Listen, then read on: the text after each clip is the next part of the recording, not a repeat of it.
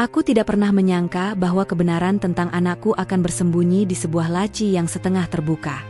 Satu foto kecil mengubah segalanya, menghancurkan duka yang selama ini kupeluk, dan menggantinya dengan ketakutan yang jauh lebih kejam. Mereka bilang aku rapuh, labil, bahkan hampir gila. Tapi seorang ibu tahu, ketika nalurinya menjerit, itu bukan halusinasi. Itu panggilan untuk bertahan, melawan, dan menemukan anaknya, apapun risikonya. Assalamualaikum warahmatullahi wabarakatuh. Kisah ini terinspirasi berdasarkan kisah nyata. Nama, tempat dan karakter telah diubah demi menjaga privasi semua pihak. Segala bentuk kesamaan dan kejadian sebenarnya hanya kebetulan semata. Tonton sampai selesai karena sangat menguras emosi. Jangan lupa juga tekan tombol like dan subscribe. Baiklah, begini ceritanya. Aku berdiri lama di depan pintu ruangan Aferin, menunggu dalam keheningan yang menyesakan. Rasa gelisah membuatku berjalan ke meja sekretarisnya, yang lacinya tidak tertutup sempurna. Tangan kananku bergetar saat aku menarik laci itu pelan. Detik berikutnya, dunia seakan berhenti berputar. Di antara map-map dokumen dan pulpen biru, ada selembar foto. Foto anak kecil, rambut pendek, pipinya cabi, senyumnya. Marea, anak kecilku. Ia berdiri memegang boneka baru yang belum pernah kulihat, mengenakan dress cantik berwarna pucat yang tidak pernah kubelikan. Yang membuat lututku hampir roboh adalah tanggal di sudut foto digital itu, 1 bulan lebih muda dari hari kematian Marea. Di bawah foto itu ada sticky note kecil bertuliskan, "Jangan simpan di HP. Laci ini saja, A." Sebelum aku mampu menarik napas panjang, seseorang tiba-tiba menggenggam lenganku dari belakang. Aku hampir menjerit, tapi suara itu menahan suaraku. "Ibu, cepat, cepat ikut saya," bisik Pak Sami, OB kantor. Wajahnya pucat, matanya gelisah memandang kanan kiri. "Ah, ada apa, Pak? Ini foto ini, jangan bicara di sini." Ia menarikku kuat, lebih kuat dari yang pernah kulihat dari pria setua itu. "Percaya sama saya. Kalau suami ibu tahu ibu lihat itu, ibu dalam bahaya." "Bahaya?" Kata itu seperti petir menghantam punggungku. Tanpa penjelasan, ia menarikku menuju lorong paling ujung, berhenti di depan pintu kayu kecil bertuliskan arsip. Pak Sami membuka pintu itu cepat, mendorongku masuk lalu menutupnya rapat. Aku berdiri mematung di balik rak arsip yang tinggi. Ruangan meeting sebelah terdengar dibuka. Suara Delva masuk pertama, lembut tapi tegang. Lalu suara laki-laki lain yang berat dan serak, Dr. Marega. "Apa anaknya sudah dipindah ke rumah Pelita Harapan?" tanya Marega datar. "Sudah," jawab Aferin, santai. "Pengurus yayasan bilang dia sudah mulai adaptasi, tinggal urus berkas untuk rencana keberangkatan." "Keberangkatan kemana?" "Tapi istri kamu itu makin aneh. Dia datang lagi ke kantor. Dia terlihat curiga." Suara Aferin memotong. "Tenang. Dia masih labil. Kalau dia terus tanya-tanya, kita pakai saja cara RSJ." Aku menutup mulutku, lututku gemetar. Cairan asuransi sudah masuk, tinggal pembagian saja. Setelah semua selesai, kita bersih. Cairan asuransi atas nama Marea dicairkan. Anakku masih hidup, dan mereka semua tahu. Kalau sampai dia lihat, brak, tidak sengaja aku tersenggol rak kecil di belakangku. Rak itu bergeser sedikit, menimbulkan suara lembut tapi cukup untuk membuat napasku tercekat. Del langsung berhenti bicara. "Bentar, kalian dengar itu?" tananya pelan. Pak Sami bergerak cepat kilat. Ia menyalakan vakum kecil di sudut ruangan arsip. Mesin itu berdengung keras menutupi suaraku. "Aku bersihin dulu, Bu Delva," teriaknya sambil berusaha terdengar santai. Melalui celah pintu meeting room, aku melihat bayangan Del mendekat. Tapi Dr. Marega yang berdiri sedikit lebih tinggi sempat melirik ke arahku. Tatapan tajam, ragu, curiga menekan dadaku. Mereka mencium keberadaanku. Aku tiba di rumah dalam keadaan setengah sadar. Aku langsung masuk ke kamar Marea, kamar yang selama 2 bulan terakhir selalu kutinggalkan dalam keadaan sama. Aku duduk di lantai, mengambil foto itu, dan membandingkannya dengan kenangan. Itu Marea hari ini. Marea yang masih hidup. Aku mencoba menenangkan diri, lalu meraih kotak plastik yang dulu kuberikan pada pihak rumah sakit. Di dalam kotak itu seharusnya ada gelang pasien yang dipakai Maria selama dirawat, gelang yang mereka minta untuk dipulangkan bersama jenazah. Tanganku bergerak pelan membuka tutupnya. Dan di sana, gelang pasien itu masih utuh. Masih ada kode identitas Maria tertulis jelas. Gelang yang seharusnya ikut masuk ke peti. Tubuhku kaku. Jika gelang ini ada di sini, Maria tidak pernah dimakamkan, dan seseorang sengaja membawa anakku pergi. Angin dingin menyambar wajahku saat motor melaju menuju makam. Aku berhenti di depan gundukan tanah itu. Nama Maria terukir rapi di batu nisan kecil. Aku menelan ludah lalu menggali sedikit menggunakan tangan kosong, ingin merasakan berat tanda bahwa ada peti di bawah sana. Tapi yang kurasakan hanya tanah gembur, ringan. Bu, sudah malam begini, kenapa kesini sendiri? Pak Yamin, penjaga makam, berjalan mendekat. Aku bertanya pelan, waktu pemakaman, apakah semuanya normal? Pak Yamin menatapku lama, ragu-ragu. Saya sebenarnya mau bilang dari dulu, tapi saya takut salah ngomong, ujarnya lirih. Peti yang datang waktu itu terasa ringan, Bu. Dunia seketika bergetar. Peti ringan. Pemulasaran cepat. Tidak boleh melihat jenazah. Tangisku pecah tapi tidak bersuara. Warung itu sederhana, bau kopi hitam yang terlalu pekat. Pak Sami sudah duduk di sudut. Ibu, tidak apa-apa kemarin? Tanyanya panik. Pak, saya lihat foto Maria di laci sekretaris suami saya. Saya juga menemukan gelang pasiennya di rumah. Pak Sami menghela napas panjang. Saya sering disuruh bersihkan ruang meeting setelah rapat-rapat jam malam.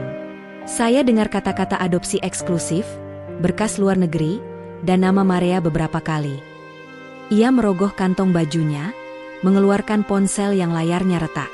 Saya pernah rekam sedikit. Voice note itu diputar. Kalau perempuan itu terus ngotot, bilang saja dia halu. Riwayat histerisnya di RS masih ada. Dokter bisa buat surat depresi. Jangan sampai dia tahu anak itu masih diproses. Tanganku menutup wajah. Ibu harus cari orang yang bisa bantu secara hukum. Orang yang kuat. Ia memberikan kartu nama kecil yang sudah agak kusut. Bu Ranindi SH, advokat. Bu Ranindi berada di balik meja kayu besar. Wajahnya tegas, matanya tajam tapi hangat. Pak Sami cerita sedikit, tapi aku ingin dengar langsung dari kamu. Aku mengeluarkan semua barang bukti, foto Maria, gelang pasien, voice note dari Pak Sami, dan riwayat singkat kejadian hari Maria wafat. Ranindi mendengarkan dengan fokus penuh. Terburuknya, katanya tenang, suami kamu, dokter itu, dan pihak yayasan punya skema besar yang melibatkan pemalsuan kematian anak untuk mendapatkan uang asuransi dan bayaran adopsi ilegal. Air mataku langsung jatuh. Terbaiknya, ia melanjutkan, anak kamu masih hidup. Dan segala bukti awal yang kamu bawa mendukung kemungkinan terbaik itu. Ranindi menggeleng tegas. Jangan sekalipun kamu tunjukkan kamu tahu apa-apa. Kamu harus tetap bersikap seperti Larentia yang rapuh, yang masih berduka. Itu penting sekali. Malamnya aku pulang. Rumah terasa lebih dingin. Aferin masuk dengan langkah santai. Ia meletakkan tasnya lalu mendekat sambil mengusap bahuku. Kamu makin sering melamun. Sayang, katanya lembut, tapi nadanya kosong, dingin, mengancam. Jangan sampai aku terpaksa rawat kamu di tempat khusus. Ya? Tubuhku kaku. Saat dia menunduk mengambil handuk, ponselnya bergetar di meja. Tanpa sengaja aku melihat notifikasi yang muncul di layar. Konfirmasi pencairan klaim asuransi jiwa, Maria Aferinda. Tenggorokanku tercekat. Aferin keluar dari kamar mandi, menatapku diam. Ia tersenyum tipis. Aku selalu ada buat kamu, Ren. Katanya pelan. Tatapannya seperti memperingatkan bahwa ia bisa menghancurkanku kapan saja. Permainan mereka baru saja dimulai. Kami tiba di bagian administrasi rumah sakit. Ranindi bicara duluan dengan suara profesional, meminta salinan riwayat medis. Petugas itu mengetik sesuatu, lalu wajahnya berubah. Maaf, Bu. Rekam medis tidak bisa diberikan langsung. Ranindi mengeluarkan selembar kertas. Menurut hak wali pasien dalam Undang-Undang Perlindungan Pasien, mohon diproses. Petugas itu kembali dengan ekspresi bingung. Bu, ada kejanggalan. Ia meletakkan 2 lembar kertas di meja. Status, dipindahkan ke fasilitas rujukan anak rumah Pelita Harapan. Tanggal pemindahan, H1 setelah tanggal kematian. Dan ada log edit manual yang dihapus pagi ini. Aku memegang dadaku. Siapa yang terakhir mengakses berkas ini? Tanya Ranindi dingin. Jawabannya membuatku ingin muntah. Dokter Marega. Mereka berusaha menghilangkan jejak. Saat kami keluar dari gedung rekam medis, Ranindi menerima telepon. Klaim asuransi sudah cair. Ditandatangani Aferin sendiri. Itu motifnya. Angin sore menyapu wajahku, dan di saat itulah aku melihat sesuatu yang membuat darahku membeku. Di ujung area parkir, 2 sosok berdiri dekat mobil hitam, Aferin dan Dokter Marega. Wajah keduanya gelap, seakan mereka sedang membahas sesuatu yang bermasalah. Ranindi langsung menarik tanganku, mengajakku berlindung di balik mobil ambulans. Jangan muncul. Jangan sampai mereka tahu kamu di sini. Aku mengintip. Aferin terlihat gelisah, lalu menoleh ke arah kami berada. Jantungku meloncat. Tiba-tiba ponselku bergetar. Pesan dari Aferin, kamu hari ini kemana? Kenapa ada foto kamu di depan rumah Pelita Harapan? Kalau kamu terus begini, aku beneran masukkan kamu ke RSJ. Aku gemetar hebat. Ranindi menjelaskan rencananya. Kami mengunjungi rumah Pelita Harapan dengan kedok calon donatur. Aku jadi asistennya, membawa snack. Bangunan besar bercat putih itu tampak rapi, tapi auranya aneh. Saat kami bicara dengan pengurus yayasan, Bu Mira, terdengar suara langkah-langkah kecil dari lorong. Aku menoleh cepat. Seorang anak perempuan berlari melintasi pintu, memegang boneka berwarna coklat.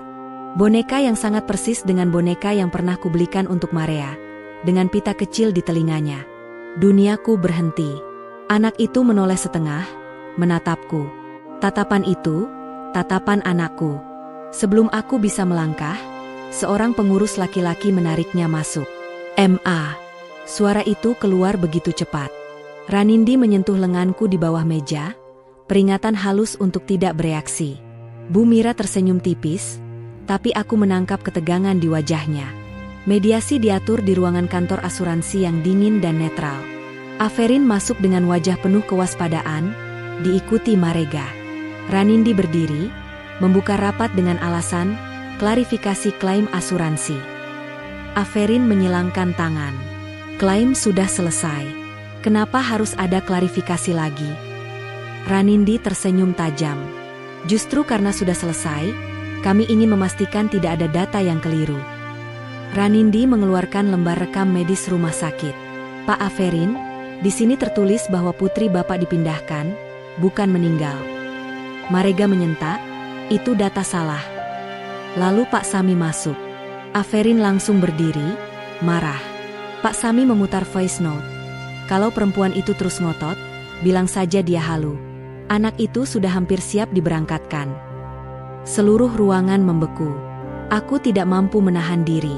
Suaraku keluar bergetar tapi jelas, jadi anak saya masih hidup. Kursi Aferin bergeser keras ketika ia berdiri dan menunjukku. Kamu tidak akan dapat anak itu kembali. Polisi, dinas sosial, dan tim pendamping hukum bergerak menuju rumah Pelita Harapan. Jantungku seperti pecah. Kami digiring masuk. Salah satu petugas memanggil dari pintu kamar paling pojok. Saat memasuki kamar itu, dunia berhenti. Di sudut ruangan duduk seorang anak kecil bergaun sederhana, memeluk boneka yang sama. Marea, putriku.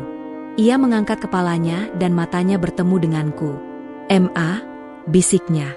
Aku langsung memeluknya. "Mama gak akan pergi lagi," bisikku. Tepat saat aku berdiri sambil menggendong Marea, pintu utama yayasan terbuka keras. Aferin dengan 2 polisi di belakangnya, mencoba menerobos. "Di mana anak itu? Dia bukan hak kamu lagi." Aku menutup Marea dengan tubuhku. Polisi menahan dada Aferin, lalu memasang borgol. Suara logam itu terdengar memuaskan. Marega juga digiring keluar, tangannya sudah diborgol. Aferin berteriak, "Tanpa aku, kamu cuma ibu yang rapuh dan enggak berguna." Aku menatapnya tenang. "Tanpa kamu," kataku pelan, Aku masih punya anakku dan itu lebih dari cukup. Rumah baru itu tidak besar. Hanya rumah sederhana dengan atap merah yang mulai pudar. Tapi saat aku membuka pintunya sambil menggandeng tangan Marea, rasanya seperti membuka lembaran hidup yang bersih. Ini rumah kita, sayang, ucapku pelan. Tempat kamu aman. Tempat mama gak akan biarkan siapapun ambil kamu lagi. Beberapa hari berlalu, Marea mulai tidur lebih nyenyak. Ranindi berkunjung membawa berkas gugatan cerai dan pembekuan aset. Kamu hebat, Ren, katanya lembut. Banyak ibu menyerah dalam posisi seperti kamu. Aku tersenyum. Kalau aku menyerah, Marea gak bakal kembali. Lalu aku teringat Pak Sami yang datang menawarkan bantuan bersih-bersih di rumah baru. Bantu aku bangun sesuatu, Ranindi, kataku, program kecil, apapun yang bisa menolong mereka yang pernah dibuat tak berdaya. Malam tiba. Marea tertidur pulas. Aku memandang keluar jendela kecil. Untuk pertama kalinya dalam hidupku, aku adalah ibu yang selamat, yang melawan, yang menang. Dan luka itu, kini mulai benar-benar sembuh. Fokus utama hidupku beralih dari ketakutan menjadi penyembuhan dan tanggung jawab. Seminggu setelah putusan cerai diketuk, sidang penipuan asuransi dan adopsi ilegal mencapai puncaknya. Aku duduk di kursi pendengar, menyaksikan Aferin, yang kini tampak kurus dan tua, menerima vonis hukuman berat. Tidak ada air mata, hanya kelegaan dingin. Setelah proses hukum rampung, Ranindi dan aku fokus pada rencana berikutnya, Yayasan Suara Ibu. Pak Sami, yang menolak hadiah uang tunai, menjadi relawan pertama, membantu merenovasi ruang kecil di samping rumah kami menjadi ruang konsultasi. Dinding dicat warna lembut, meja sederhana diletakkan di tengah, dan tumpukan brosur Suara Ibu diletakkan di sudut. Ini bukan hanya tentang membantu orang lain, ini adalah cara untuk memastikan penderitaanku memiliki makna. Yayasan Suara Ibu mulai beroperasi. Hari pertama, seorang ibu muda datang. Ia korban gaslighting yang suaminya mencoba memanipulasi riwayat mentalnya untuk menguasai aset. Aku mendengarkan kisahnya, melihat diriku yang dulu dalam tatapannya yang takut. Aku tidak menawarkan solusi hukum secara instan, tetapi validasi. Kamu tidak gila, kataku padanya, lembut tapi tegas. Marea duduk di sudut, sibuk dengan pensil warnanya, sesekali mengangkat kepala dan tersenyum padaku. Kehadirannya di sana, sehat dan aman, adalah bukti nyata bahwa harapan itu ada. Aku menyadari, peran baruku ini bukan hanya tentang melawan sistem, tapi tentang menyalakan kembali cahaya di mata para ibu yang hampir padam. Malam itu, setelah seharian sibuk dengan urusan yayasan dan berkas hukum, aku duduk di sisi ranjang Marea. Kamarnya sederhana, tidak ada barang mewah, hanya kehangatan. Aku membacakan dongeng tentang seorang putri yang menemukan kekuatannya sendiri. Marea mendengarkan dengan mata yang setengah terpejam, tangan kecilnya memegang erat tanganku. Ketika cerita selesai, ia tidak langsung tidur. Ia menatapku. Mama, kamu gak akan berubah jadi orang lain lagi, kan? Tanyanya polos. Aku mencium keningnya. Mama adalah mama kamu, Marea. Selalu, dan mama janji akan selalu kuat buat kita. Di bawah cahaya lampu tidur yang redup, aku merasakan kedamaian yang sesungguhnya. Luka-luka masa lalu masih ada, tapi mereka tidak lagi menguasai. Kini, mereka hanya menjadi bekas luka yang mengingatkanku pada kemenangan. Setahun telah berlalu sejak kasusku berakhir. Yayasan Suara Ibu berkembang pesat dan aku, Larentia, harus belajar menyesuaikan diri dengan peran publik yang baru. Salah satu undangan yang paling menantang adalah tampil di acara bincang-bincang nasional tentang pemberdayaan ibu korban manipulasi. Aku duduk di studio yang terang, mengenakan setelan profesional, bukan lagi kardigan rapuh yang menjadi seragam dukaku. Ranindi duduk di barisan penonton, memberikan anggukan penyemangat. Ketika pembawa acara, seorang wanita terkenal, bertanya tentang titik balik, aku mengambil napas dalam. Aku tidak menyebut nama Aferin, tetapi menceritakan bagaimana sistem mencoba menganggapku gila agar skema mereka berjalan lancar. Aku bicara tentang gelang pasien, peti kosong, dan betapa pentingnya validasi bagi para ibu. Suaraku mantap, tidak bergetar. Setelah acara selesai, Ponselku dipenuhi pesan dari ibu-ibu di seluruh negeri yang merasa kisahnya mirip. Malamnya, Maria mengirimiku pesan suara dari rumah. Mama hebat. Hubunganku dengan Pak Sami berubah menjadi kemitraan yang kuat. Ia kini adalah manajer logistik Yayasan Suara Ibu. Suatu sore, aku membawakannya teh manis saat ia sibuk memasang papan nama baru untuk perluasan yayasan yang kini telah membeli bangunan di sebelah rumah. Angin membawa aroma teh yang menenangkan. Pak Sami, kataku tulus, saya tidak akan pernah melupakan bagaimana Bapak mengambil risiko hanya demi sebuah sticky note dan firasat. Bapak menyelamatkan kami. Pak Sami tersenyum, menyeka keringat di pelipisnya. Hidup itu unik, Bu. Kadang hal besar ditutupi oleh drama yang besar. Padahal kuncinya ada di hal paling kecil. Foto itu, gelang itu bukan kebetulan, itu takdir yang menuntun Ibu. Kami terdiam, menikmati keheningan yang penuh makna. Di kejauhan, terdengar tawa Maria bermain di halaman, suara kemenangan yang sesungguhnya. 5 tahun kemudian, Maria kini seorang murid SD yang lincah, selalu membawa buku gambar kemana-mana. Ia menyimpan boneka coklat kesayangannya di rak, diapit oleh piala-piala kecil dari lomba mewarnai. Suatu malam, ia datang ke ruang kerjaku di yayasan. Aku sedang sibuk menyusun berkas kasus baru. "Ma," katanya, menyandarkan dagunya di mejaku, "aku mau jadi apa kalau besar nanti?" Aku tersenyum, menutup berkas. "Kamu bisa jadi apa saja, sayang. Yang penting kamu jadi orang yang berani dan jujur." Maria mengangguk, lalu berbalik. Sebelum ia keluar, ia berhenti di ambang pintu, menatap logo Yayasan Suara Ibu di dinding. "Aku mau jadi advokat kayak Tante Ranindi, Ma. Biar nggak ada lagi Mama yang dibilang gila." Aku menatapnya, hati penuh bangga. Aku tahu, warisan terbesarku bukanlah harta, tetapi keberanian dan kebenaran yang kini hidup dalam diri anakku. 2 tahun setelah Maria menyatakan keinginannya menjadi advokat, Yayasan Suara Ibu mencapai titik balik besar. Ranindi, yang kini resmi menjadi Ketua Dewan Penasihat Yayasan, mengatur kemitraan dengan Kementerian Pemberdayaan Perempuan. Acara peresmian kantor cabang pertama di Surabaya dipenuhi media dan tokoh publik. Aku berdiri di depan mikrofon, mengenakan blazer formal berwarna gelap, bukan lagi Larentia yang gugup. Aku berbicara tentang pentingnya mengakui trauma ibu korban gaslighting sebagai kejahatan, bukan sekadar riwayat kesehatan mental. Setelah pidato, Ranindi mendekat. "Kita berhasil, Ren. Dulu, kita hanya 2 orang di warung kopi kecil, takut pada setiap bayangan. Sekarang, kita punya suara sampai ke tingkat nasional." Papan nama Yayasan Suara Ibu Cabang Surabaya terpampang jelas di belakang kami. Jangkauan bantuan kami kini meluas, memberikan harapan kepada ratusan ibu yang dulunya merasa sendirian. Sore itu, di tengah tumpukan berkas yang menjulang tinggi di kantor Ranindi, kami menikmati secangkir teh panas. Ini adalah ritual yang kami pertahankan sejak kasus Aferin selesai, momen singkat untuk menjauh dari hiruk-pikuk yayasan. "Kamu tahu apa yang paling sering membuatku tercengang?" tanya Ranindi, menyesap tehnya. "Bagaimana kamu bisa tetap tenang ketika Aferin menuduhmu gila di depan meja mediasi?" Aku sendiri hampir menjerit. Aku tertawa kecil, suara tawa yang ringan dan tulus. "Aku hanya ingat kata-katamu, Ranindi. Biarkan mereka berpikir kamu lemah." Itu memberiku kekuatan aneh.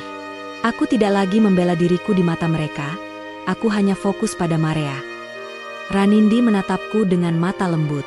"Kita berdua punya keberanian itu. Tapi keberanianmu lahir dari naluri ibu yang paling primal, Larentia. Kita memulai semua ini karena kamu percaya pada gelang pasien dan foto lusuh itu. Trust, itu kuncinya." Aku mengangguk. Persahabatan kami, yang lahir dari krisis terbesar, kini menjadi fondasi tak tergoyahkan bagi ratusan keluarga lain. Malam itu, Maria yang kini berusia 13 tahun, tertidur di ranjangnya. Ia baru saja pulang dari acara penganugerahan yayasan, di mana ia membantu membagikan brosur dan mengantar tamu. Boneka coklat kesayangannya, yang kini tampak usang, diletakkan di samping buku-buku pelajarannya. Aku duduk di sisi ranjangnya, mengusap rambutnya yang sudah memanjang. Rasa damai ini adalah pencapaian terbesar. Bukan uang, bukan ketenaran, tapi ketenangan di kamar anakku. Aku menatap Maria, lalu melihat bayanganku di cermin lemari. Rambutku kini sering kutinggalkan tergerai, tidak lagi diikat tergesa-gesa. Mataku masih gelap, tetapi kini memancarkan cahaya yang stabil, bukan kegelisahan. Larentia yang rapuh itu telah lama tiada, digantikan oleh seorang pejuang yang berdedikasi pada kebenaran. Aku mencium kening Maria. Mama adalah mama kamu, Maria.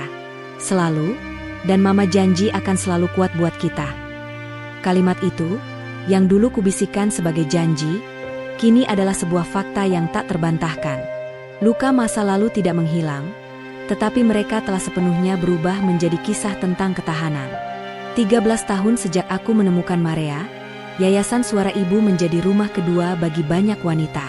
Sore itu, aku memimpin rapat bulanan. Ruangan konsultasi kecil di samping rumah kami sudah terasa sempit, karena banyaknya staf dan relawan yang hadir. Aku mengenakan blazer formal, duduk di ujung meja. Mulai bulan ini, kataku, suaraku memantul penuh otoritas, kita akan mengintegrasikan layanan hukum Ranindi dengan dukungan psikologis.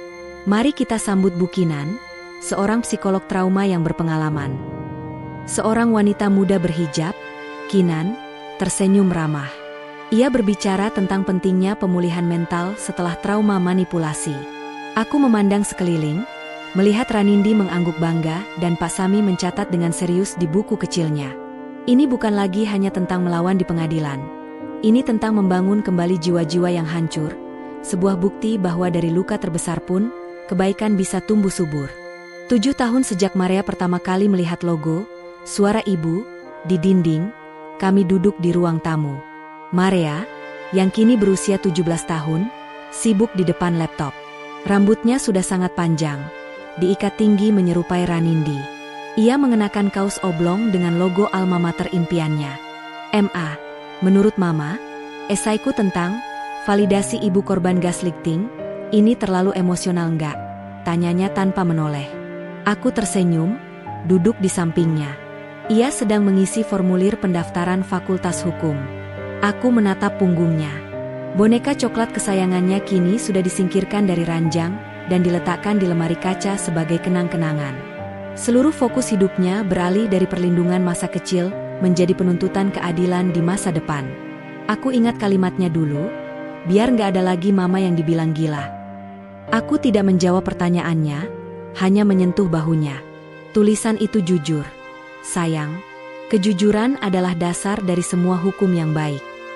Maria menoleh, matanya memancarkan tekad yang sama kuatnya dengan mata Ranindi. Di sebuah hotel mewah di Jakarta, Yayasan Suara Ibu menerima penghargaan pemberdayaan keluarga nasional. Aku dan Ranindi berdiri di atas panggung yang megah. Ranindi memegang piala, sementara aku memegang mikrofon. Jantungku berdebar, bukan karena takut, tapi karena kebanggaan. Aku menatap Ranindi, yang mengenakan gaun malam yang elegan.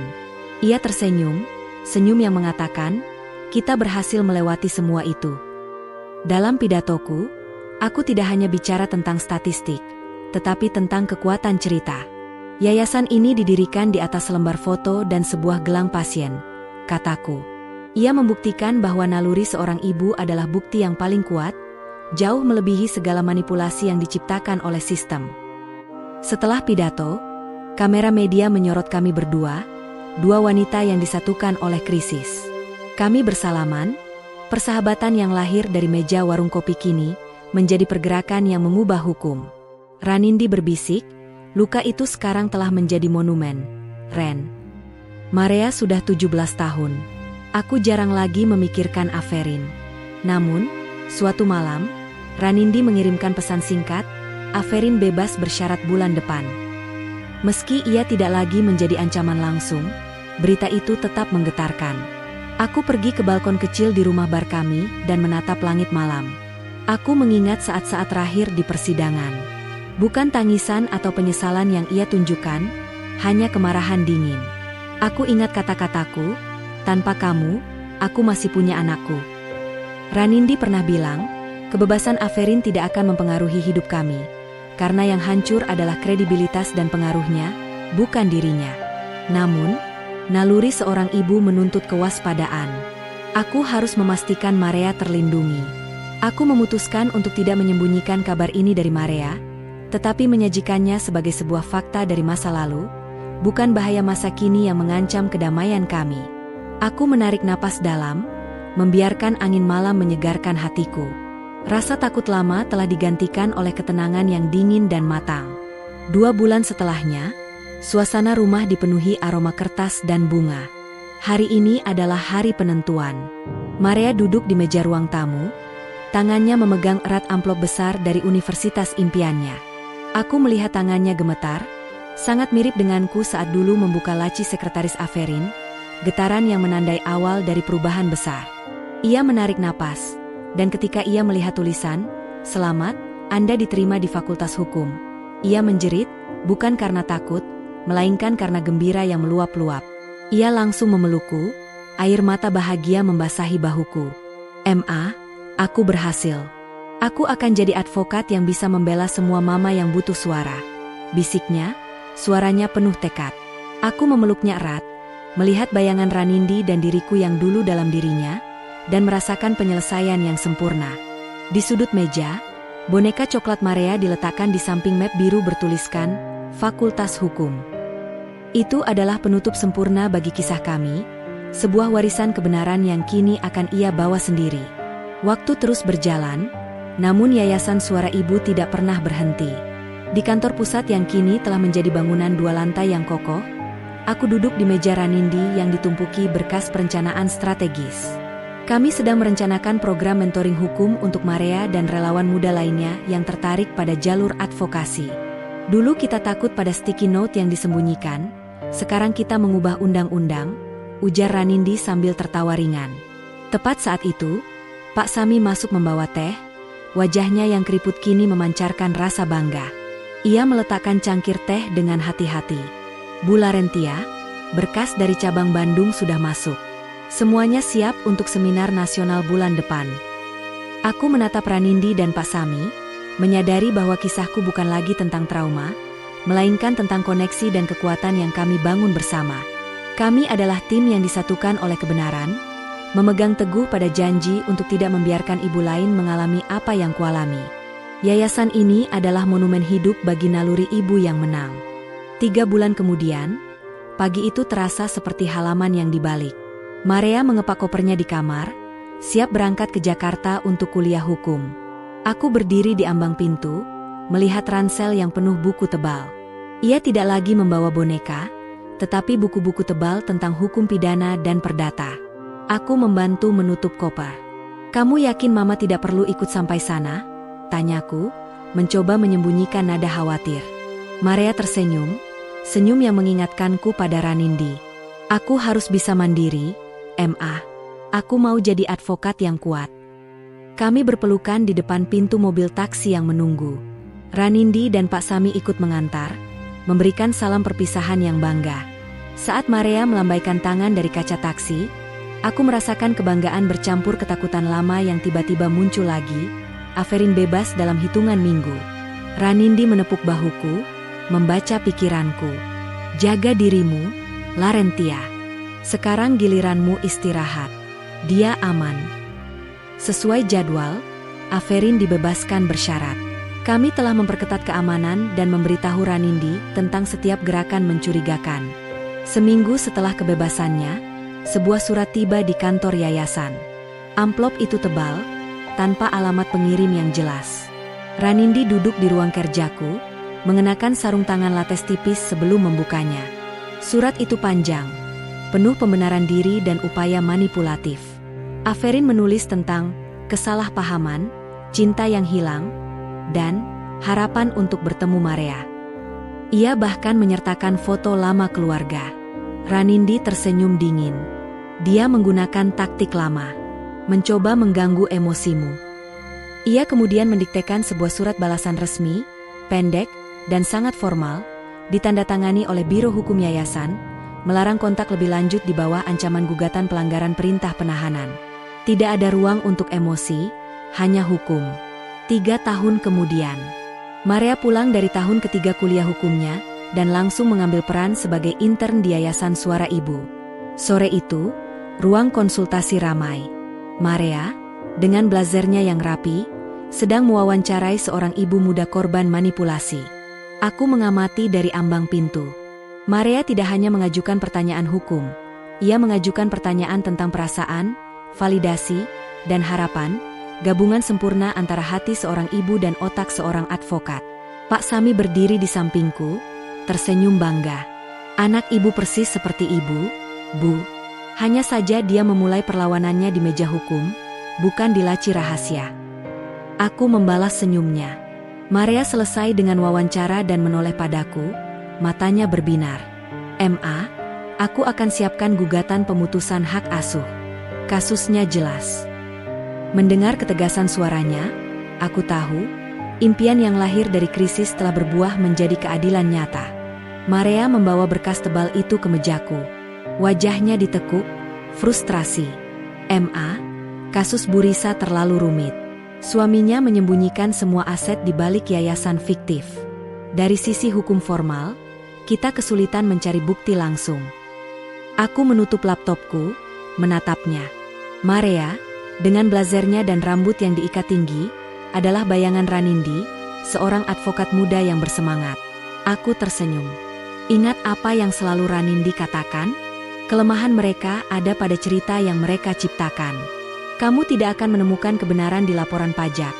Kamu akan menemukannya di detail kecil yang mereka anggap tidak penting. Aku menunjuk bagian berkas yang menipis. Coba telusuri riwayat kesehatan mental Bu Risa lagi. Bukan untuk membuktikan dia sehat, tapi untuk mencari pola manipulasi yang digunakan suaminya. Mereka selalu menggunakan taktik yang sama, berusaha membungkam suara korbannya.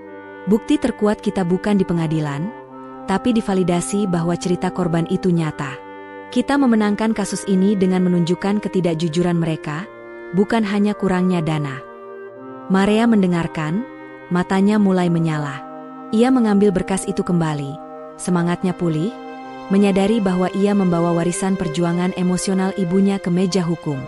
4 tahun berlalu, dan Maria kini sudah menyelesaikan gelar sarjananya, siap untuk magang di firma Ranindi. Namun, pencapaian terbesar yayasan baru saja terjadi, diresmikannya Undang-Undang Perlindungan Ibu dan Anak, UU PINA, yang memasukkan pasal khusus tentang manipulasi psikologis dan pemalsuan riwayat mental sebagai bentuk kekerasan domestik yang diakui secara pidana. Upacara penandatanganan dilakukan di Aula Besar Kementerian. Aku berdiri di antara Ranindi dan Pak Sami, yang kini mengenakan batik formal dengan bangga.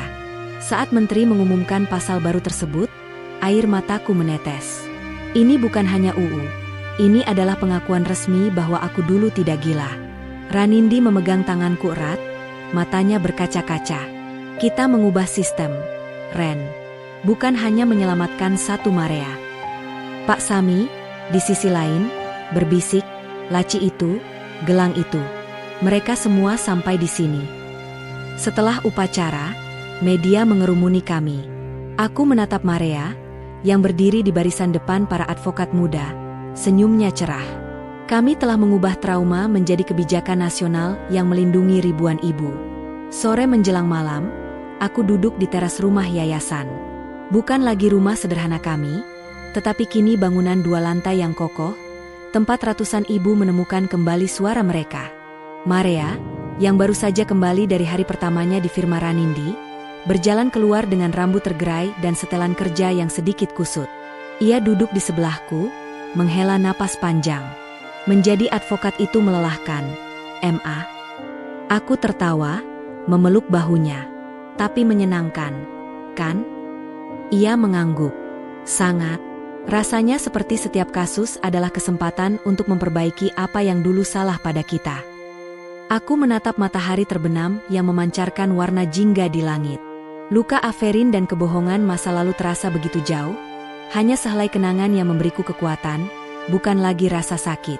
Aku menyadari, kemenangan terbesarku bukan hanya menemukan Maria, tetapi melihatnya menjadi wanita yang kuat dan berintegritas, siap melanjutkan warisan kebenaran ini. Maria bersandar di bahuku. Terima kasih, Ma.